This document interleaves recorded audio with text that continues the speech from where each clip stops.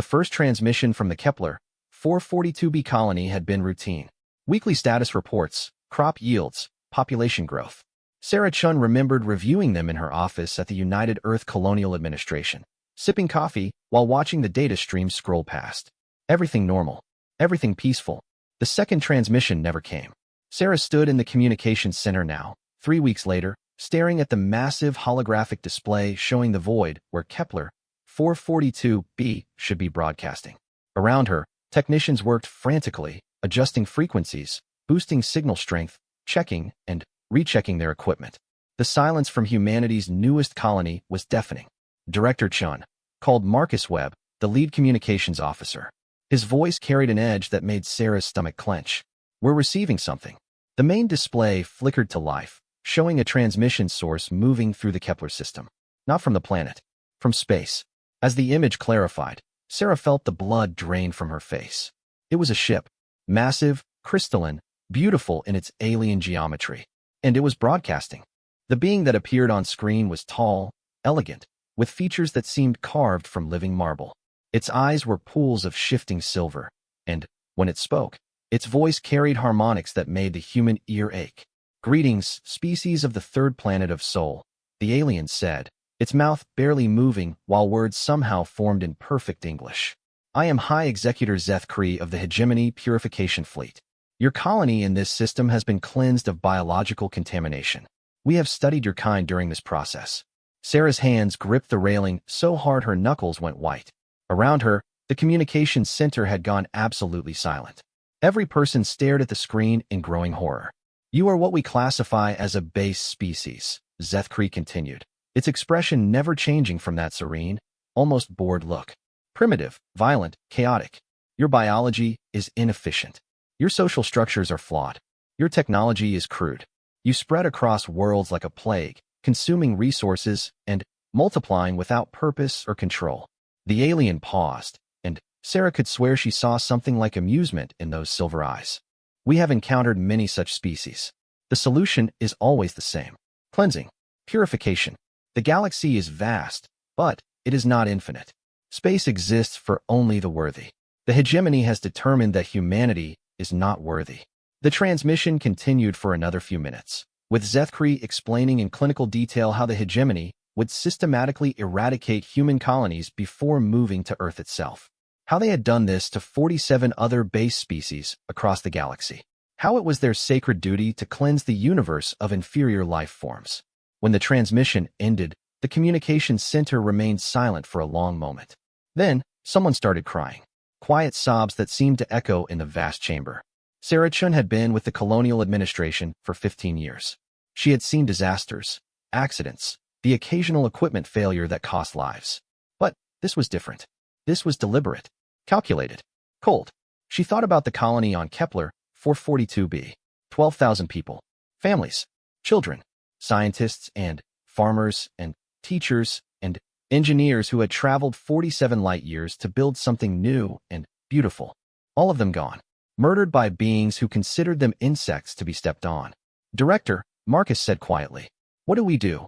Sarah looked around the room at the faces of her staff. Fear, shock, despair.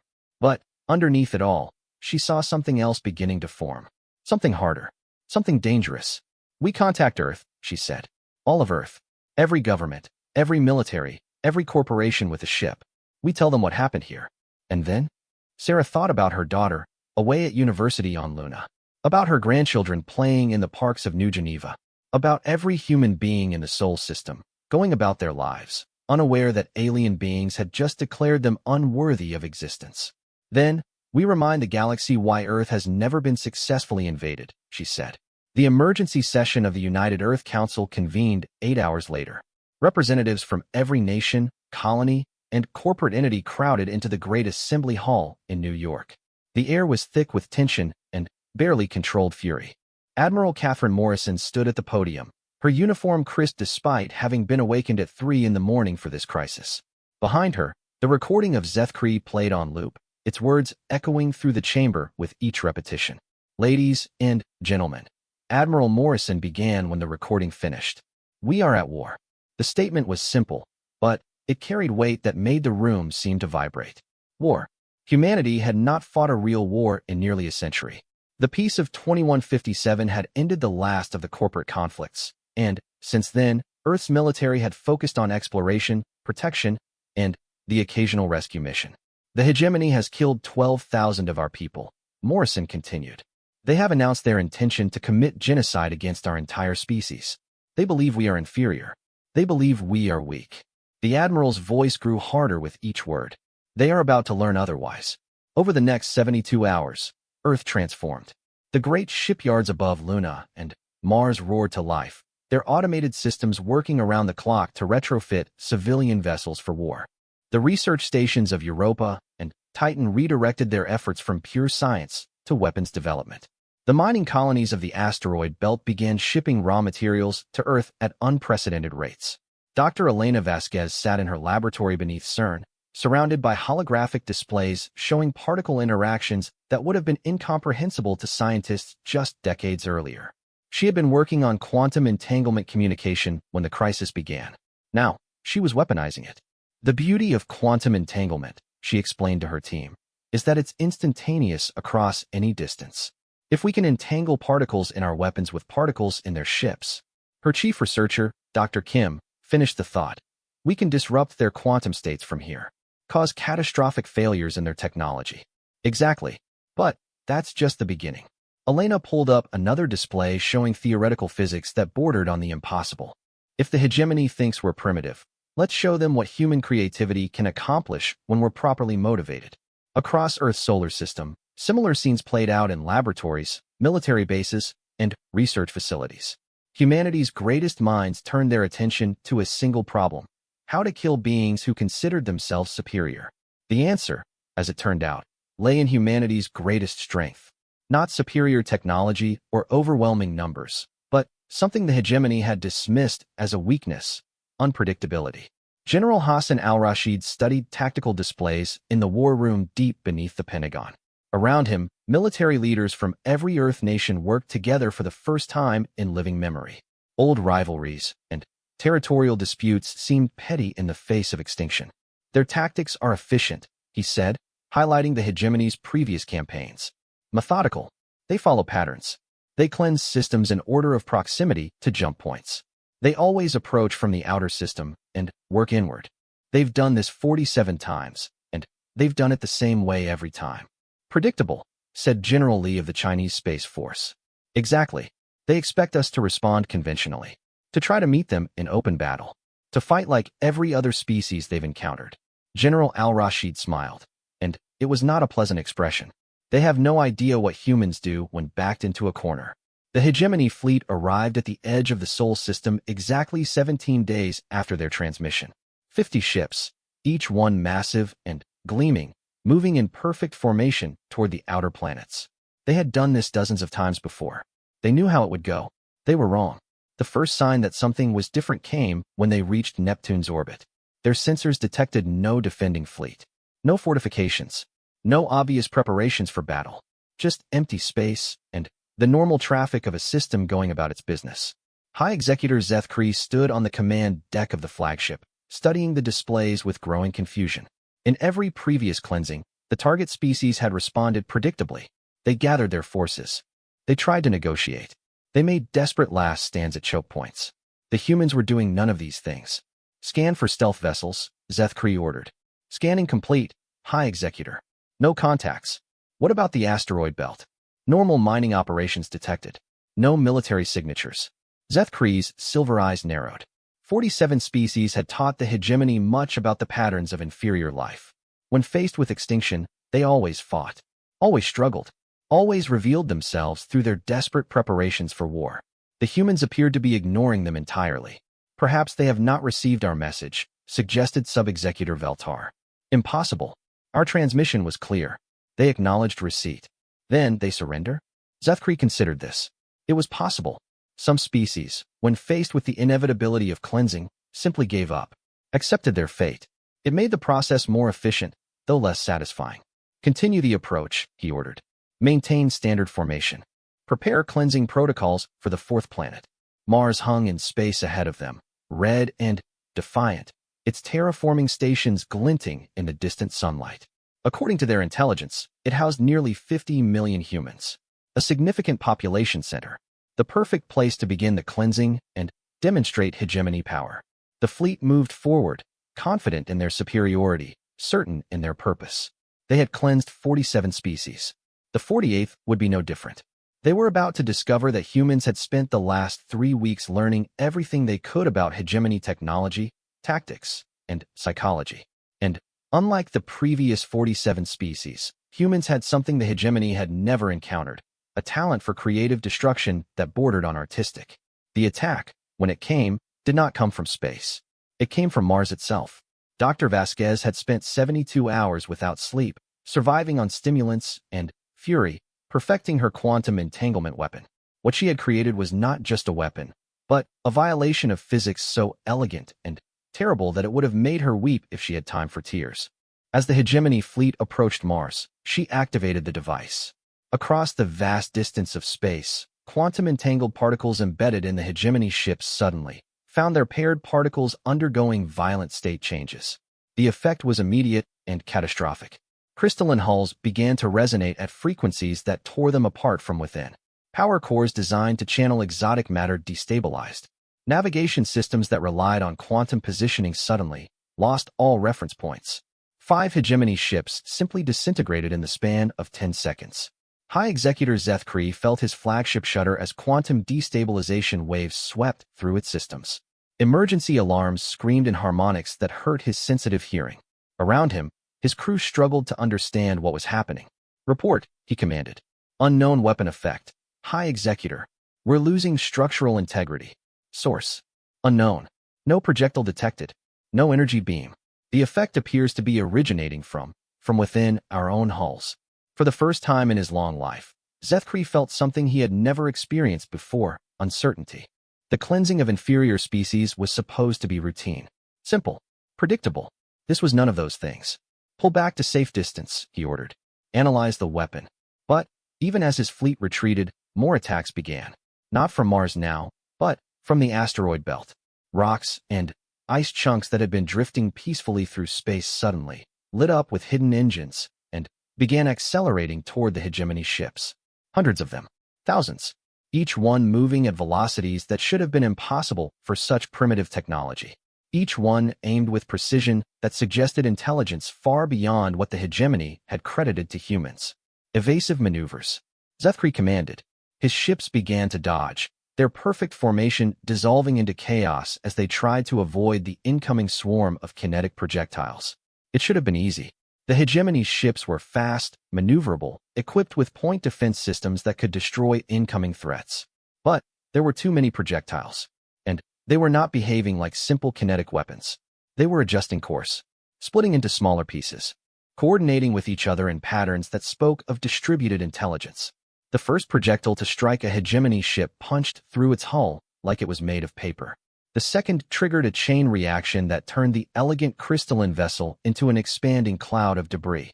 The third carried something worse than explosives, a computer virus specifically designed to interface with hegemony technology.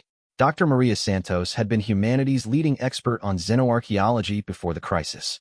Now, she was its leading expert on genocide. The virus she had created was a work of art, a piece of self-modifying code that could learn and adapt to alien computer systems faster than any organic mind could respond. As it spread through the hegemony fleet's communication networks, it began rewriting fundamental control protocols.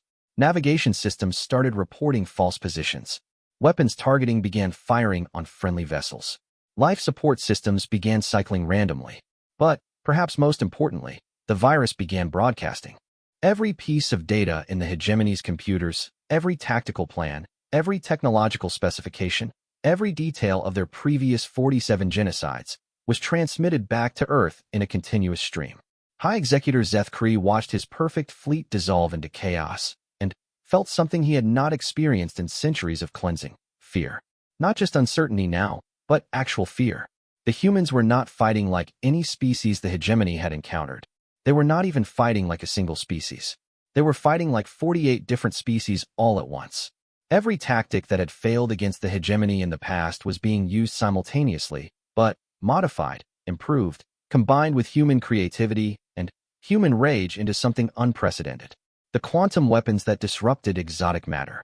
The swarm tactics that overwhelmed point defenses. The computer viruses that turned hegemony technology against itself.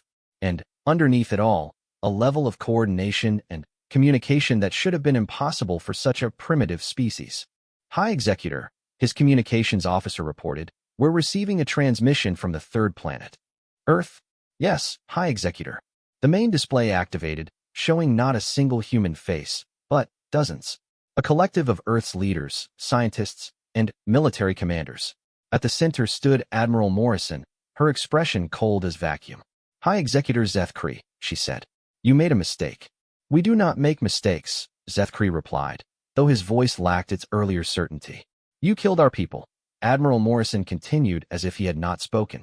You announced your intention to commit genocide against our species. You called us inferior, primitive, unworthy.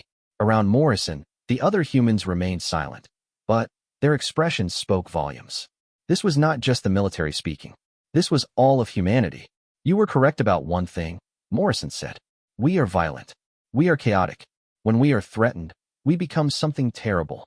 The display shifted, showing real-time footage from across the Sol system.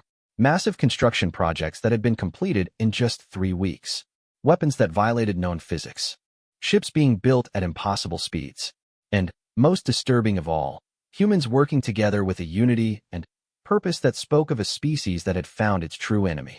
You have studied 47 species, Morrison said. You have perfected the art of genocide. You believe yourselves to be the apex of evolution, the ultimate expression of life in the galaxy. She paused, and, when she spoke again, her voice carried the weight of Earth's entire 4-billion-year history of evolution, survival, and war.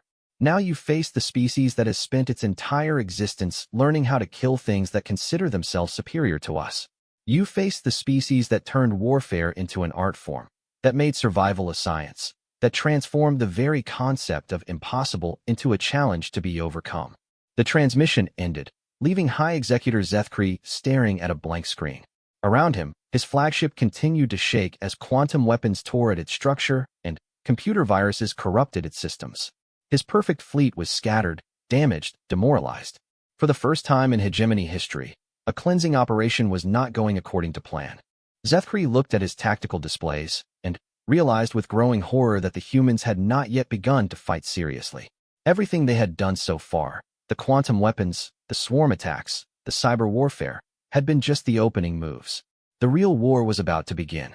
And, for the first time in his long life, High Executor Zethkri wondered if the hegemony had finally found something in the galaxy that was more dangerous than they were. High Executor Zethkri had overseen 47 cleansings. He understood the patterns of inferior species when faced with extinction. They panicked. They made desperate attempts at negotiation. They threw their forces into futile last stands that served only to demonstrate their inevitable defeat. The humans were doing none of these things. Instead, they were hunting. The first hegemony ship to disappear vanished during what should have been a routine scouting mission near Jupiter. The vessel simply stopped responding to communication, its quantum signature fading from sensors as if it had never existed. Search parties found only debris, crystalline fragments that showed signs of molecular dissolution from the inside out. How is this possible? Sub-Executor Veltar asked, studying the forensic reports. Our ships are constructed from purified threnite crystal. It's impervious to all known forms of molecular attack. Zethkri studied the data with growing unease. The humans had somehow found a way to make the hegemony's greatest strength into a weakness. Their ships' crystalline hulls, designed to channel and focus exotic energies, were being turned against them by weapons that attacked the very atomic bonds that held the crystal matrix together. Begin emergency protocols, he ordered. Withdraw to the outer system. Establish defensive perimeter. Request immediate reinforcement from the core worlds. It was the first time in hegemony history that a cleansing operation had required reinforcements. Dr. Yuki Tanaka had been studying materials science when the hegemony arrived. Now she was studying how to murder aliens with their own technology. Her expression hardened. We are going to show you what true monsters look like. The transmission ended, leaving Zethkri staring at a blank screen. For the first time in his long life, the High Executor understood what his victims had felt in their final moments. Not just fear of death, but the terrible realization that the universe was far more dangerous than they had ever imagined. The humans were not just going to destroy the hegemony fleet. They were going to make them understand exactly what they had done to 47 other species. And then, they were going to do something far worse. They were going to ensure that the galaxy never forgot the lesson. Deep in the human fleet, Admiral Morrison was coordinating the next phase of operations. Around her, Earth's greatest military minds worked with scientists, philosophers, and historians to plan something unprecedented in galactic history. The hegemony believes in cleansing, Morrison said to her staff. They believe in the elimination of chaos and imperfection. They've spent millennia creating a perfect, ordered universe. She gestured to the tactical displays showing the positions of human forces throughout the solar system. Ships, weapons platforms, scientific installations, all of it coordinated into a single vast organism dedicated to warfare. We're going to give them chaos. We're going to give them imperfection. We're going to show them that their perfect order is just another form of death. The plan that emerged from Earth's war councils was unlike anything in the history of warfare. It was not designed simply to defeat the hegemony. It was designed to traumatize them so thoroughly that they would never again consider themselves superior to any other species. Phase 1 had been defensive, learning to survive hegemony attacks, and turning their weapons against them. Phase 2 had been adaptive, capturing ships, studying technology, understanding the enemy. Phase 3 would be educational. The humans were going to teach the hegemony what it meant to be hunted by something that considered you inferior. Dr. Liu had been studying the captured hegemony crews with the same clinical detachment that the aliens had once used to study their victims. What she found was a species that had evolved beyond the normal psychological defense mechanisms that allowed beings to cope with trauma, loss, and uncertainty. They're psychologically fragile, she reported. Perfect environments, perfect technology, perfect social order. They've never had to develop resilience because they've never encountered anything they couldn't control. How fragile? Admiral Morrison asked. Completely. Expose them to genuine uncertainty, and they suffer immediate psychological collapse. Show them chaos they can't understand, and they simply shut down.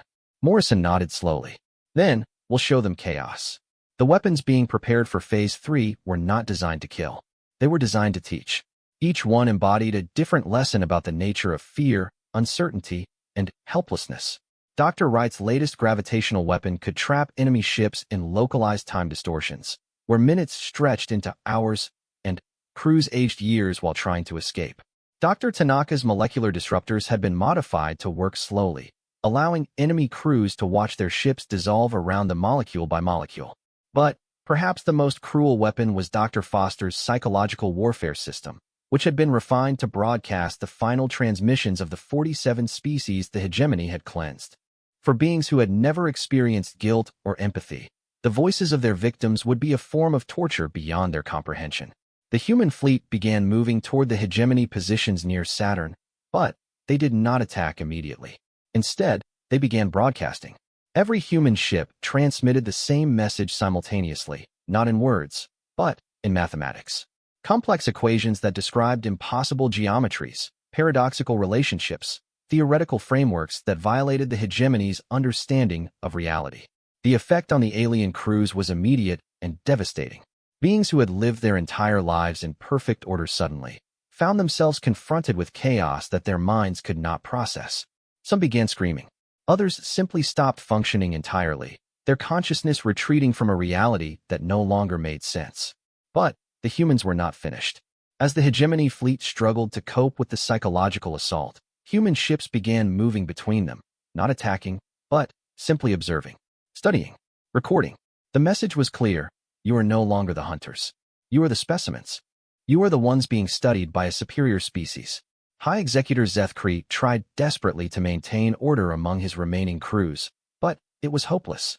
The humans had found a weapon more devastating than any physical force. They had introduced uncertainty into minds that had no capacity to cope with it. Status report, he demanded. 7 ships completely non-responsive, his tactical officer reported, his voice shaking. Crews in complete psychological shutdown. For more ships reporting system-wide malfunctions as crew members attempt to escape what they perceive as reality distortions. And our weapons. Non-functional. Every time we attempt to target human vessels, our targeting systems begin processing impossible mathematical relationships that crash our computers. Zethkri stared at the tactical display, watching his perfect fleet dissolve into chaos.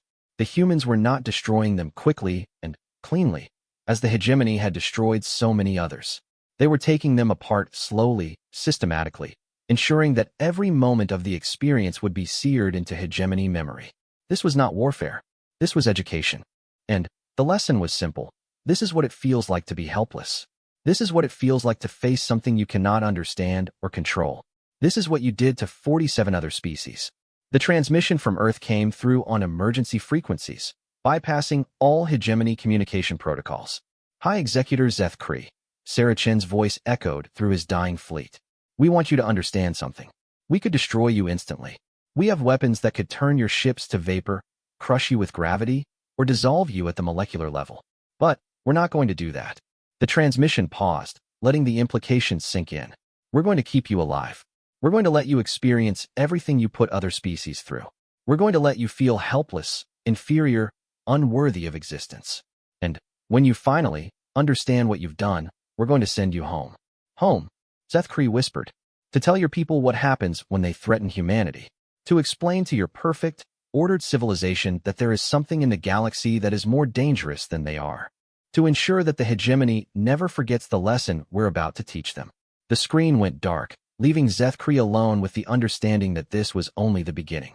The humans were not just defending themselves. They were preparing to become exactly what the hegemony feared most. A chaotic, unpredictable force that could not be controlled, understood, or defeated. They were about to become the galaxy's apex predator. And they were going to teach the universe that humanity's greatest strength was not their technology, or their weapons, or their unity. It was their imagination when it came to making their enemies suffer. Laboratory on Europa had become a foundry of impossible weapons, each one designed around a single principle. If the hegemony considered their technology perfect, then perfection itself would become their weakness.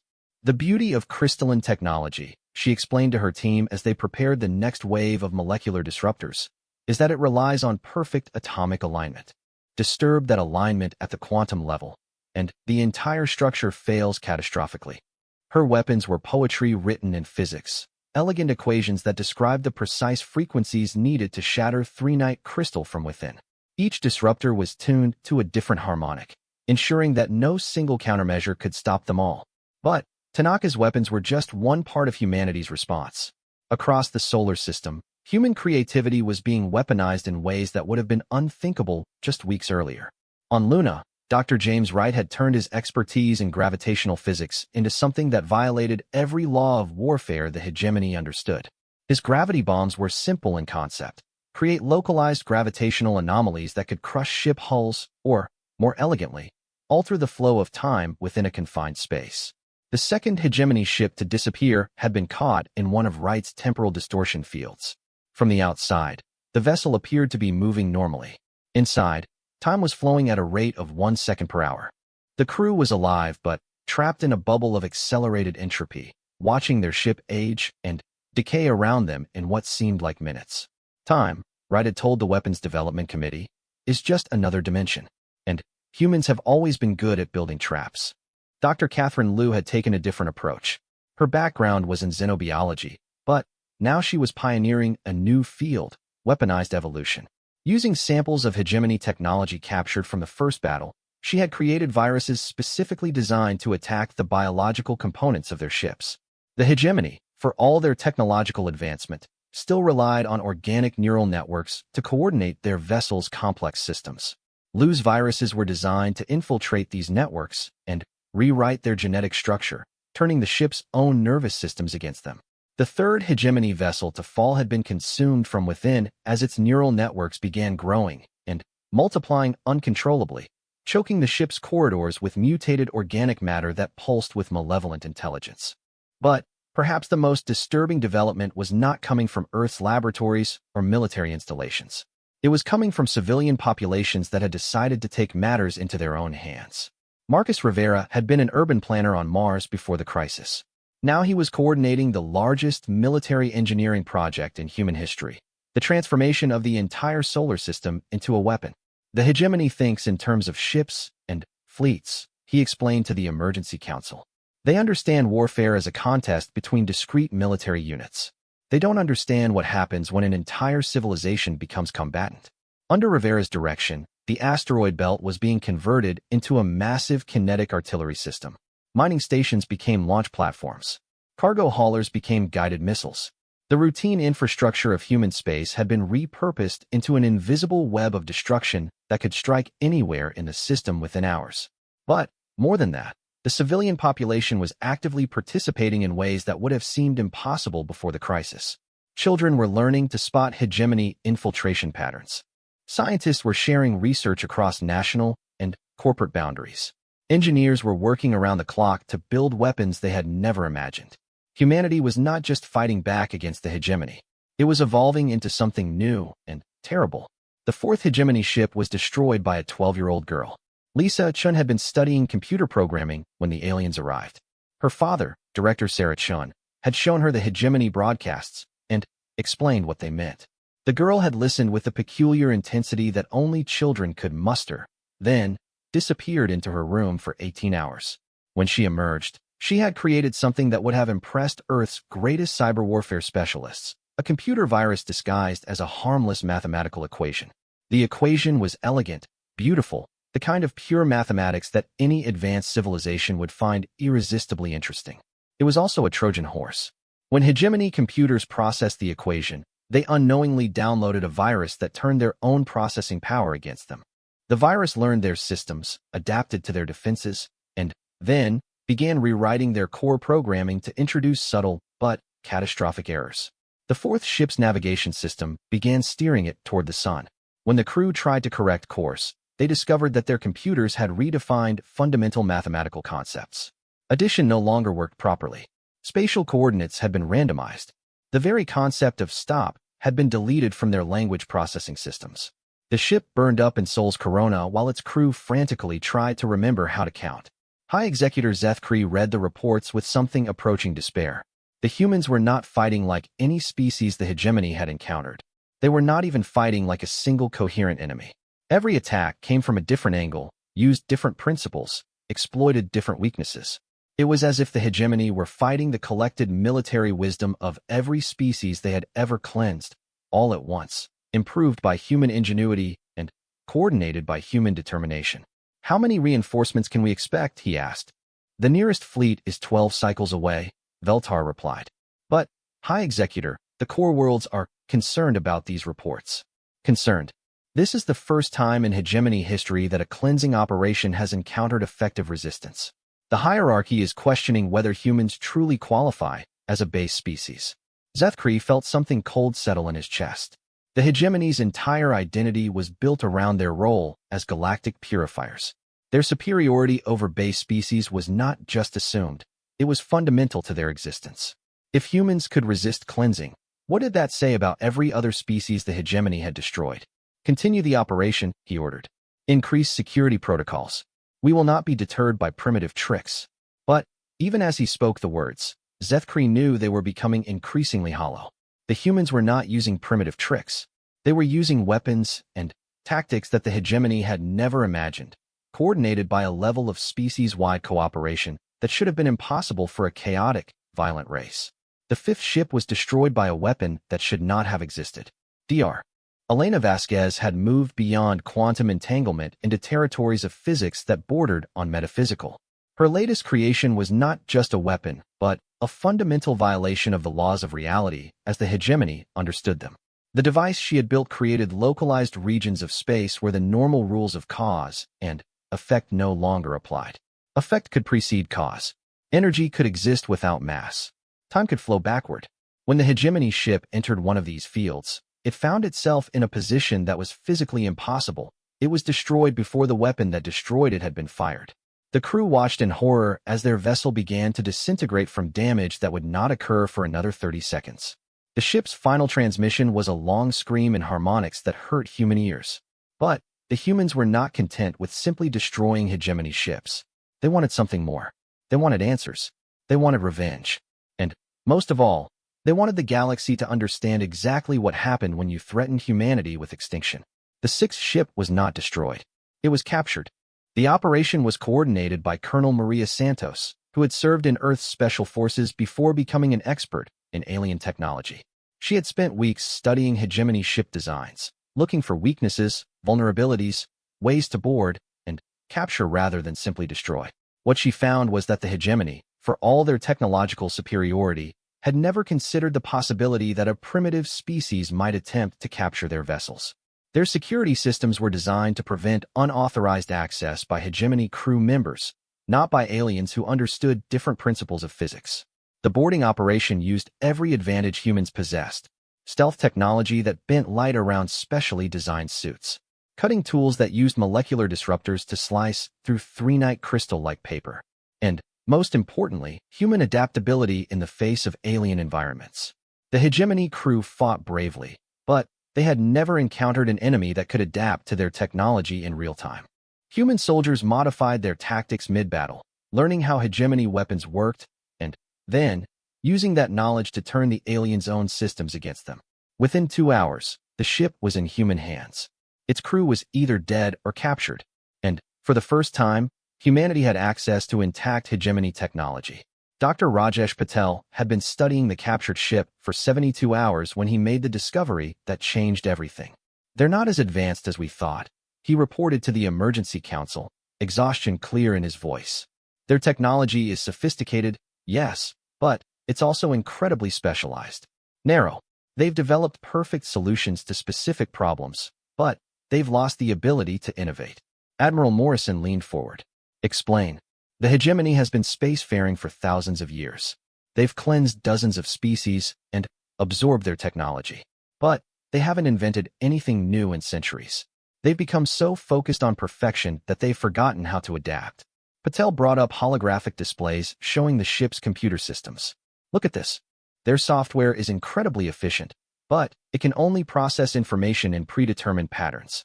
It literally cannot conceive of solutions that fall outside its programming parameters." "They're not superior to us," Dr. Liu added, studying biological samples from the crew. "They're different. They've evolved for stability, perfection, order. We've evolved for change, adaptation, survival." The revelation was staggering. The hegemony was not technologically superior to humanity. They were technologically crystallized, locked into patterns that had worked for millennia, but could not adapt to new challenges. Humans, with their chaotic creativity and talent for improvisation, were not a base species struggling against superior beings. They were an evolutionary force that the hegemony had never encountered and could not comprehend. Admiral Morrison smiled for the first time since the crisis began. It was not a pleasant smile. "Signal all commands," she ordered. "It's time to go on the offensive." The counterattack began at dawn on Earth, though in the void of space. Dawn was simply when humanity decided it was time to hunt. The weapons that emerged from Earth's shipyards and laboratories were not just instruments of war. They were statements of philosophy. Each one embodied humanity's response to the concept of perfection that the hegemony represented. The ships were deliberately asymmetrical, their hulls scarred with battle damage that served no purpose except to show that they had been tested in conflict and survived. The weapons were purposefully redundant, with multiple systems that could accomplish the same tasks through different means. The tactics were intentionally chaotic, with commanders encouraged to improvise and adapt rather than follow predetermined battle plans. Everything about the human war machine was designed to be the antithesis of hegemony perfection. The first hunter-killer squadron launched from Luna consisted of 12 ships that had been designed by committee, not to create the best possible vessel, but to create 12 different approaches to the same problem. Each ship used different principles of physics, different weapons systems, different tactical doctrines. They found the scattered hegemony fleet near Saturn, where Zethkri was attempting to regroup and establish a defensive perimeter. The aliens had positioned themselves in perfect formation, their crystalline hulls gleaming in Saturn's reflected light, their weapons charged and ready. It should have been a textbook engagement. The hegemony had superior numbers, better positioning, more advanced individual vessels. By every traditional measure of naval warfare, they should have won easily. The battle lasted exactly 14 minutes. The human ships did not attack in formation. They did not follow standard tactical doctrine. Instead, they swarmed like animals, each one using different weapons and tactics, adapting to hegemony countermeasures in real time. One ship used gravity manipulation to create localized spatial distortions that made targeting impossible. Another unleashed swarms of self-replicating nanobots that ate through hegemony hulls like acid. A third simply rammed enemy vessels at near-relativistic speeds, its reinforced hull designed to survive impacts that would destroy lesser ships. But perhaps most disturbing was the ship that used psychological warfare. Dr. Amanda Foster had been studying hegemony communications patterns from the captured vessel. What she discovered was that their perfect society had a critical flaw. They had eliminated every form of uncertainty, chaos, and unpredictability from their lives. They had no concept of fear because they had never encountered anything they could not understand and control. Foster's ship broadcasted pure chaos, random sounds, contradictory orders, impossible geometries that hurt to perceive. The transmission was designed to introduce uncertainty into minds that had never learned to cope with the unknown. 3 hegemony ships simply stopped functioning as their crews suffered complete psychological breakdown. The aliens were not weak or cowardly. They were simply unprepared for the concept that reality could be random, chaotic, uncertain.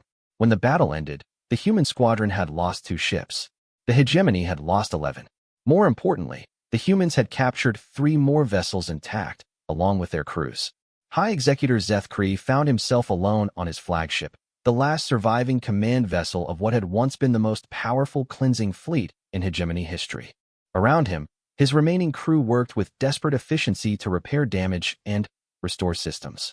But repairs were meaningless now. The humans were no longer responding to hegemony actions. They were setting the pace of engagement, choosing when and where battles occurred, using tactics that violated every principle of civilized warfare. High Executor, his communications officer reported, "We're receiving another transmission from Earth." Zeth Kree steeled himself, expecting another demonstration of human primitive aggression. Instead, the face that appeared on his screen was that of Dr. Chun, Sarah Chun, the director of colonial administration who had first received news of the Kepler massacre. She looked tired but determined. Behind her, Zeth Kree could see other humans working at computer terminals, coordinating activities across their entire system. "High Executor Zeth Kree," she said, "we've been studying your people, your technology, your psychology, your history." She paused, and when she continued, her voice carried a weight that made Zeth Kree's silver blood run cold. "We know about the other 47 species you've cleansed. We know their names, their histories, their final transmissions before you murdered them. We know about the Valkyrie, who tried to negotiate with you, the Threnodai, who offered to share their technology, the Makari, who begged you to spare their children." The display shifted, showing historical records that the humans had extracted from captured ships. Species after species, each one pleading for mercy, offering submission, trying desperately to prove their worth to beings who had already decided they were unworthy of existence. "You called them base species," Chen continued. "Inferior, primitive, unworthy. You cleansed them because you believed you were perfect, and they were flawed." The hegemony had ruled the galaxy for 3,000 years by following a simple principle: perfection through purification. They had cleansed 47 species, each extinction carried out with clinical efficiency and moral certainty. The universe was vast, but not infinite. Only the worthy deserved to exist. Now, trapped in the Sol system with his fleet reduced to scattered survivors, High Executor Zeth Kree was learning that humans had a different perspective on worthiness. They believed that worthiness was earned through suffering, and they were about to give the hegemony a comprehensive education. Dr. Amanda Foster had spent her career studying the psychology of trauma before the war. Now she was studying the psychology of creating it. Her laboratory aboard the human dreadnought Genocide had become a workshop for designing experiences that would fundamentally alter hegemony consciousness. "Traditional torture is crude," she explained to her team of psychologists, xenobiologists, and former special forces operators.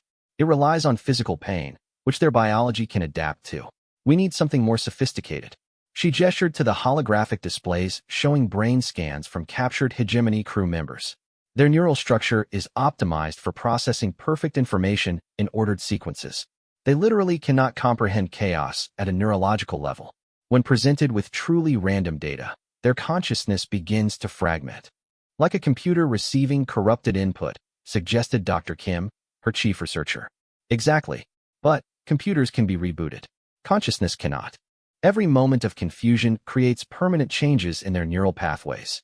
We're not just frightening them. We're physically rewiring their brains to experience reality the way other species do." The implications were staggering. The humans were not just planning to defeat the hegemony. They were planning to transform them into something they had never been, a species capable of understanding uncertainty, fear, and empathy. It was the most ambitious act of psychological warfare in galactic history. The first demonstration began with the hegemony ship Purification of Worlds, one of Zethkri's remaining vessels. The humans did not attack it. Instead, they surrounded it with a field of gravitational distortions that made space itself behave unpredictably. Inside the ship, the crew found themselves dealing with impossible physics. Corridors that led in different directions depending on who walked through them. Gravity that changed orientation randomly. Time that flowed at different rates in different sections of the vessel. Commander Velthara, the ship's captain, tried desperately to maintain order as her crew struggled to comprehend their situation.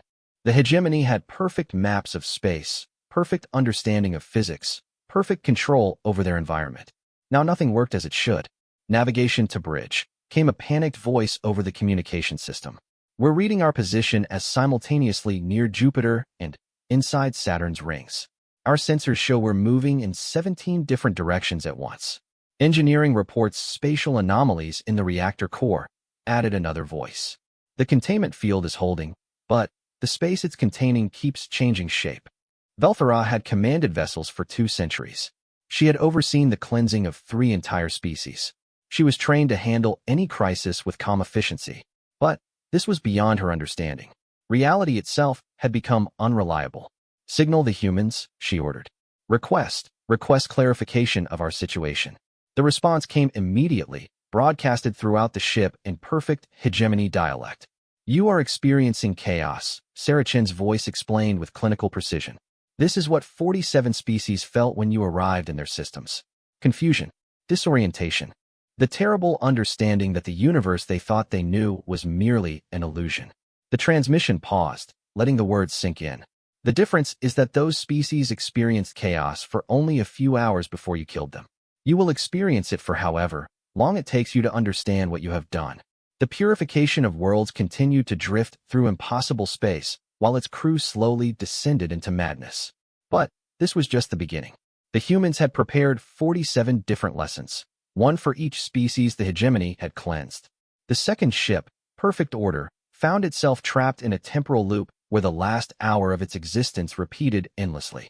The crew lived through the same 60 minutes again and again, slowly becoming aware that they were trapped but unable to break free.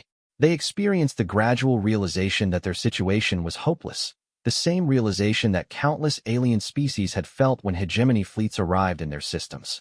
The third ship, Galactic Purifier, was subjected to biological warfare that turned their own perfection against them. Dr. Liu had created viruses specifically designed to introduce random mutations into hegemony physiology. Nothing lethal, just enough to make their perfect bodies slightly imperfect. They watched in horror as their crystalline skin developed asymmetries. Their precise movements became clumsy. Their perfect sensory organs began providing conflicting data. For a species that equated imperfection with unworthiness of existence, the experience was devastating. But perhaps the cruelest lesson was reserved for Zethkri himself. The humans surrounded his flagship with a field of quantum uncertainty that made observation itself impossible. Every time his crew tried to measure their position, velocity, or status, the act of measurement changed the result. They existed in a state of perpetual not knowing that violated everything the hegemony believed about reality.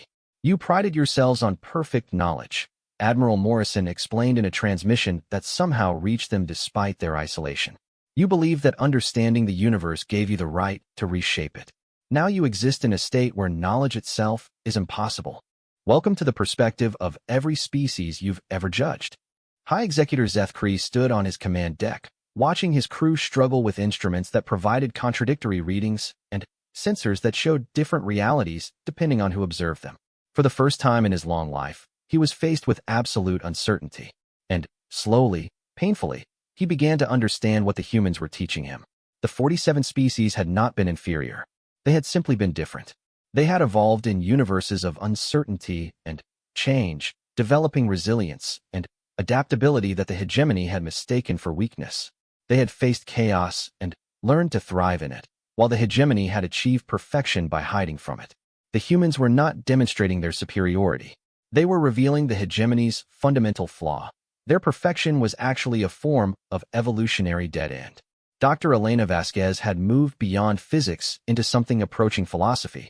Her latest weapons did not attack matter or energy. They attacked the concepts that the hegemony used to organize reality. Order is just a pattern imposed on chaos, she explained to the War Council. The hegemony has convinced themselves that their patterns are the only valid ones. We're going to show them the infinite number of other patterns that are equally valid. Her quantum consciousness disruptors created localized regions of space where different physical laws applied. In one area, mathematics worked according to non-Euclidean principles. In another, causality flowed backward. In a third, the concepts of inside and outside became meaningless. Hegemony ships that entered these regions found themselves operating according to rules they had never learned. Their perfect technology, designed for a predictable universe, became useless. Their crews, trained to function in ordered environments, could not adapt to realities that contradicted their fundamental assumptions about existence. But the humans could adapt. They had spent their entire evolutionary history learning to cope with unpredictable environments, chaotic situations, and contradictory information. What drove the hegemony to madness was merely challenging for humans. The fourth ship, Universal Harmony, found itself in a region where sound could be seen and light could be heard. The crew watched in horror as their perfect communication systems began broadcasting colors, while their visual displays transmitted musical harmonies. They could not comprehend a reality where their senses provided information in the wrong categories. The human ship that created the effect sailed through the same region without difficulty. Its crew simply adjusted their perceptions, learning to interpret the new forms of sensory data as easily as adapting to a different language. Adaptability, Admiral Morrison noted in her log, is not just a human strength. It is the fundamental requirement for survival in an uncertain universe. The hegemony achieved perfection by eliminating uncertainty from their lives. In doing so, they eliminated their ability to evolve. The psychological profiles of captured hegemony crews were beginning to show interesting changes. After exposure to chaotic environments, their neural patterns started developing new pathways, connections that allowed them to process uncertainty and contradiction. They were literally evolving in real time, their brains restructuring themselves to cope with the new reality humans had created for them. Dr. Liu documented these changes with scientific precision. "We're not torturing them," she reported. "We're teaching them. Their brains are learning to function in ways they never could before. They're developing empathy, creativity, the ability to see multiple perspectives simultaneously." "Are they still the same species?" Admiral Morrison asked. "Biologically, yes. Psychologically, they're becoming something new, something that can understand what they did wrong." The transformation was not limited to individual crew members. The entire hegemony fleet was beginning to function differently. Ships that had operated in perfect coordination started developing unique characteristics. Crews began making decisions based on intuition rather than protocol. The rigid hierarchy that had defined hegemony military structure for millennia began to break down as individuals learned to think independently. High Executor Zethkri watched these changes with a mixture of horror and wonder. His perfect fleet was dissolving into something chaotic and unpredictable, but it was also becoming something more creative, more adaptable, more alive than anything in hegemony history. The humans had not destroyed them. They had evolved them. The realization came to him slowly, as his own consciousness adapted to the uncertainty field surrounding his ship. The 47 species the hegemony had cleansed had not been inferior. They had been examples of different evolutionary paths that the hegemony had destroyed because they threatened the order that sustained their society. But order without change was death. Perfection without growth was extinction. The hegemony had become so afraid of chaos that they had stopped evolving, while the universe around them continued to change and develop. Humans had not defeated the hegemony through superior technology or overwhelming force. They had defeated them by demonstrating that evolution never stopped, and that any species that tried to stop it would inevitably be left behind. The transmission that reached all remaining hegemony ships came not from Admiral Morrison or Sarah Chun, but from Dr. Liu. Her voice was gentle, almost therapeutic. "You are experiencing the birth of empathy," she explained.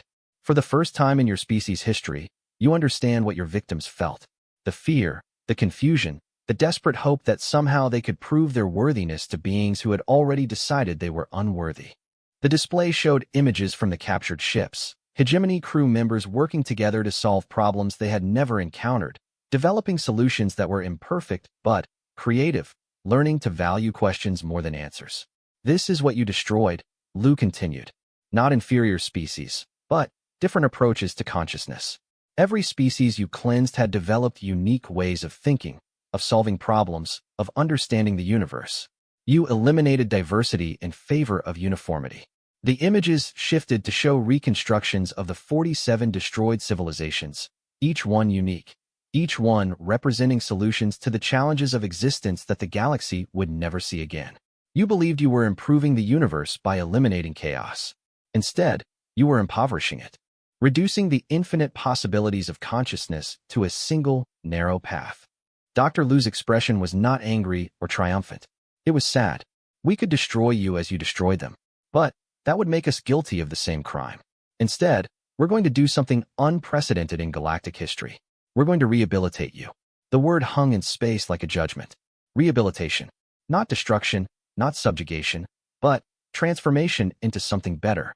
The hegemony as you know it is ending, Lu explained. Your perfect order is dissolving into creative chaos. Your rigid hierarchy is evolving into cooperative networks. Your absolute certainty is becoming productive uncertainty. But you will survive.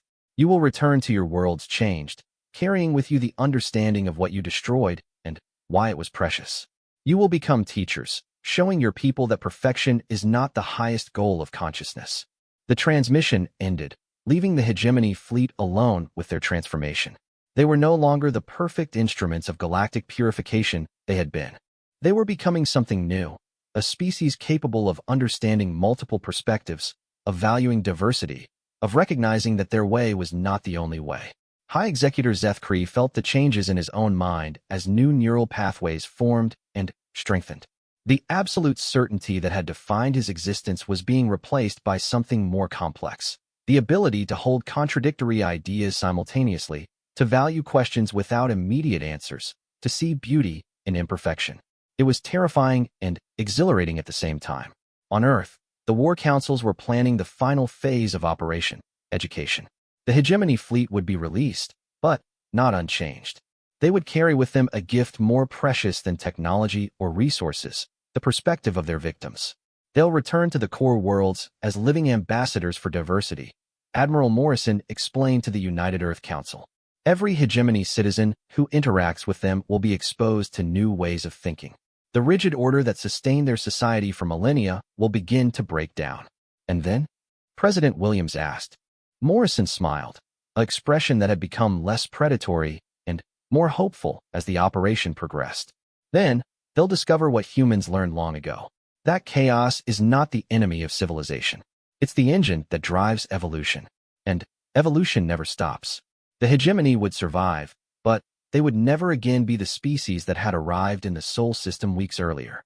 They would become gardeners of diversity instead of agents of uniformity, protectors of uniqueness rather than enforcers of conformity. And, throughout the galaxy, the 47 extinct species would be remembered not as failures, but as martyrs who had died to teach the universe its most important lesson, that the strength of consciousness lay not in its perfection, but in its infinite variety. The monsters that humanity had become were not destroyers. They were teachers, and their lesson would echo through the galaxy for millennia to come. 10 years had passed since the hegemony fleet returned to their core worlds carrying the consciousness seeds of 47 extinct species and the transformed perspectives of their own crews. The galaxy was no longer the same place. Ambassador Sarah Chun, now retired from her position as Director of Colonial Administration, stood in the observation deck of the Starship Remembrance, a vessel built cooperatively by human and evolved hegemony engineers. Through the transparent aluminum windows, she watched the impossible sight that had become commonplace over the past decade. A living city floated in the void between stars, its organic architecture breathing with bioluminescent pulses that followed no pattern recognizable to either human or traditional hegemony aesthetics. This was New Velcara, a resurrection world where the simulated consciousness patterns of the extinct Velcari had been given physical form through a combination of human biotechnology and hegemony matter manipulation. The Velcari had not simply been restored, they had evolved. 10 years of existence within digital realms had allowed them to grow beyond their original limitations. Where once they had thought in poetry and emotion, they now created new forms of mathematics that incorporated beauty as a fundamental constant. Their technologies were living art that solved problems through aesthetic principles that conventional science couldn't explain but couldn't deny. "It's beautiful," said High Executor Zeth Kree, though he no longer held that title. The hegemony had abandoned military hierarchies in favor of collaborative councils that included representatives from all 47 resurrected species.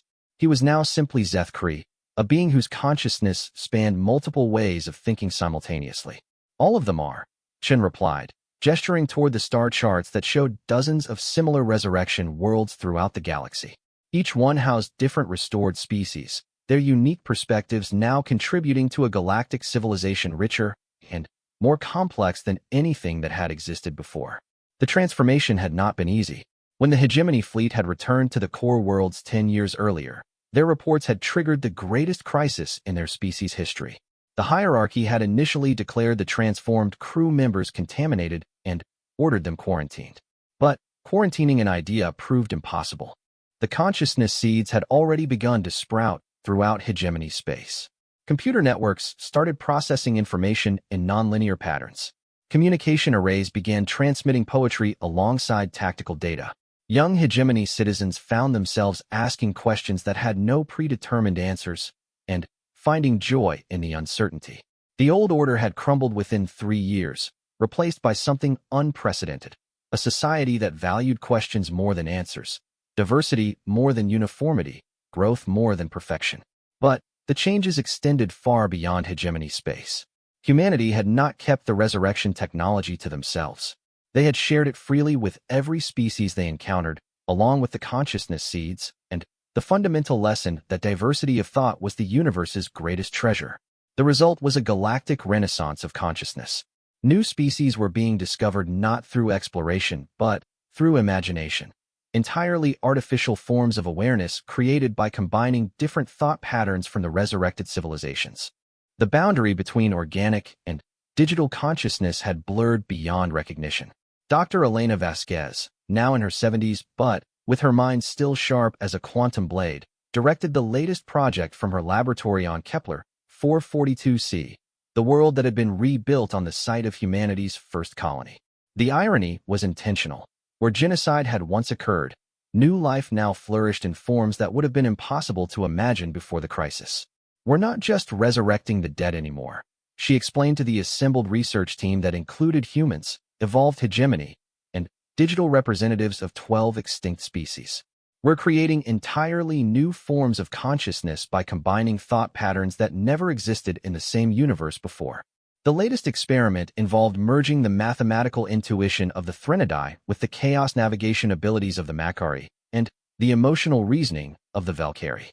The result was a consciousness that could solve problems by feeling their solutions, navigate impossible situations through creative disorder, and express its findings in mathematical poetry that somehow made perfect sense.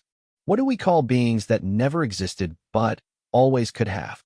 asked Dr. Kim, who had become Vasquez's closest collaborator in the work of consciousness archaeology. "We call them the next step," Vasquez replied. "Evolution doesn't end with the species that currently exist. It continues with the species that could exist, should exist, will exist if we have the courage to create them." The philosophical implications were staggering. Consciousness was not limited to biological evolution or even digital simulation. It could be designed, crafted, grown from the combination of different ways of thinking. The universe's potential for awareness was not bounded by the accidents of natural selection, but by the limits of imagination. Admiral Catherine Morrison had not retired.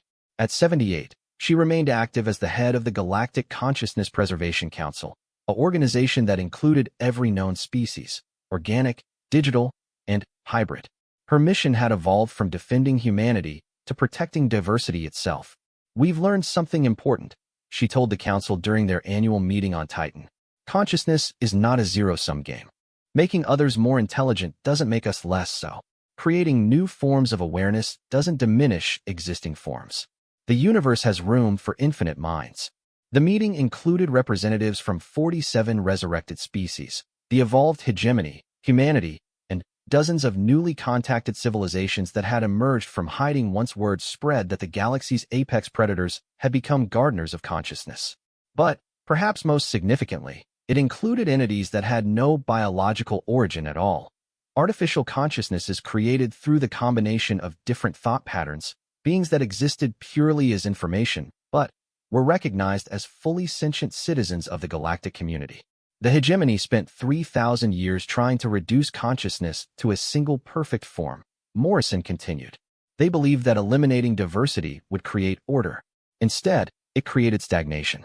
We've learned that consciousness thrives on diversity, grows through interaction with different perspectives, evolves through the creative tension between different ways of thinking.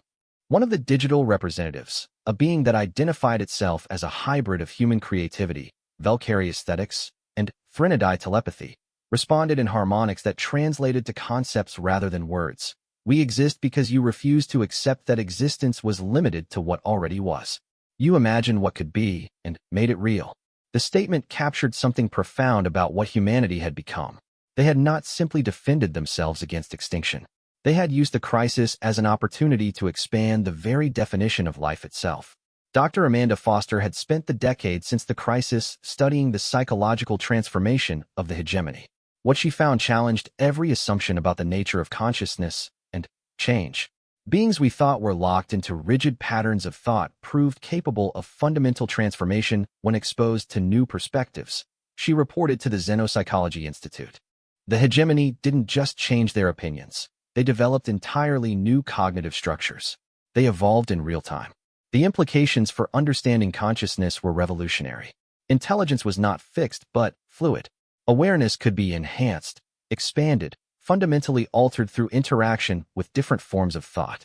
The brain, whether organic, digital, or hybrid, was not a computer running fixed programs, but a garden where new forms of consciousness could grow. We've discovered that evolution of consciousness can be intentional, Foster continued. We don't have to wait for random mutations or environmental pressures. We can actively participate in our own development by exposing ourselves to new ways of thinking. This principle had become central to galactic civilization. Species that encountered each other no longer competed for resources or dominance. Instead, they collaborated in the development of new forms of consciousness, sharing thought patterns and perspectives to create hybrid awareness that enhanced all participants. The humans had inadvertently triggered a phase change in galactic evolution. Instead of biological species competing for survival, the galaxy was now populated by collaborative consciousness networks that worked together to explore the infinite possibilities of awareness. But the most remarkable transformation was in humanity itself. Lisa Chun, now 22 and serving as Earth's youngest ambassador to the Galactic Council, represented a generation that had grown up in a universe where consciousness was recognized as the most precious resource. She had spent her adolescence learning to think like a Valkyrie, feel like a Threnodai, and navigate chaos like a Makari. She was, in every sense that mattered, a hybrid being, human by birth but galactic by development. Her consciousness incorporated perspectives from dozens of different species, allowing her to understand problems from angles that no single species' mind could achieve. We're not the same humans who faced extinction 10 years ago, she told the council. Exposure to other forms of consciousness has changed us. We think faster, feel more deeply, see patterns that were invisible to our ancestors. We've evolved, and humanity had evolved. Not biologically, that would take millennia, but cognitively. Human children now learn to process information in ways that incorporated multiple thought patterns simultaneously. They could reason like engineers while feeling like artists, navigate chaos while maintaining order, hold contradictory concepts without cognitive dissonance. The species that had once prided itself on adaptability had adapted to the ultimate challenge: coexistence with forms of consciousness so alien that contact with them fundamentally altered human nature. But they remained recognizably human. The creativity, the refusal to accept limitations, the tendency to turn challenges into opportunities, these traits had only been enhanced by contact with other forms of consciousness. High Executor Zeth Kree, now serving as a cultural bridge between the evolved hegemony and the resurrected species, reflected on the transformation during a quiet moment aboard the Remembrance. "We came to your system believing we were perfect," he told Sarah Chun as they watched new Velcara pulse with living light. We were convinced that our way was the only way, that diversity was chaos, that consciousness should be purified into a single ideal form. Chen nodded, remembering the fear and rage of those first days when humanity faced extinction. And now we understand that we were not perfect. We were simply incomplete. Every species we destroyed was a piece of ourselves that we threw away. Every consciousness we eliminated was a perspective we could have learned from. We spent millennia impoverishing ourselves while believing we were achieving perfection. The evolved hegemony had become something unprecedented in their history, a species capable of genuine humility. They understood that their technological sophistication and military power meant nothing compared to the wealth of perspectives that diversity provided. What you did to us, Zethkri continued, was not punishment. It was education. You taught us that true strength comes not from eliminating differences, but from celebrating them. That real perfection lies not in uniformity, but in the infinite variation of consciousness exploring itself. Chen smiled, thinking of how far they had all come. Humanity learned that lesson through suffering, through wars, genocides, centuries of conflict that taught us the cost of believing that our way was the only way. We wanted to spare you that learning process by forcing us through it quickly, by showing you that consciousness evolution could be intentional rather than accidental, that you could choose to grow rather than stagnate. The galaxy spread around them, no longer a dark forest where predator species hunted prey, but a vast garden where different forms of consciousness grew and flourished together. The resurrection worlds pulsed with new life. The hybrid species explored possibilities that had never existed. The collaborative networks shared discoveries that enriched every participant. It was not paradise. There were still conflicts, disagreements, challenges to overcome. But they were the conflicts of growth rather than the conflicts of destruction. Species argued about the best ways to develop new forms of consciousness, not about who had the right to exist. What's next? Chen asked. Zethkri's silver eyes, now capable of expressing emotions that his species had never known, sparkled with something that might have been excitement. The same thing that's always been next. Evolution. But now we choose the direction. Across the galaxy, new forms of consciousness were stirring. Digital entities that existed as pure thought. Hybrid beings that combined the best traits of multiple species. Artificial intelligences that had been designed rather than evolved. Collective minds that spanned star systems. And, at the center of it all, the species that had started the transformation continued to adapt and grow. Humanity had faced genocide and responded not with hatred but with imagination. They had turned their greatest enemy into their greatest teacher and had taught the galaxy that diversity was not chaos but the engine of progress. The true monsters that humanity had become were not destroyers of civilizations, but midwives of consciousness. They helped new forms of awareness come into being, protected diversity wherever they found it, and ensured that the galaxy would never again make the mistake of believing that there was only one way to be conscious. In the end, Earth's answer to genocide had not been superior weapons or overwhelming force. It had been something far more dangerous to those who would destroy diversity, the demonstration that consciousness could always become more than what it was. The galaxy had learned humanity's most important lesson: evolution never stops. And when beings choose to evolve together rather than apart, there are no limits to what consciousness can become. The war was over. The education had begun. And the universe itself was learning to think in new ways.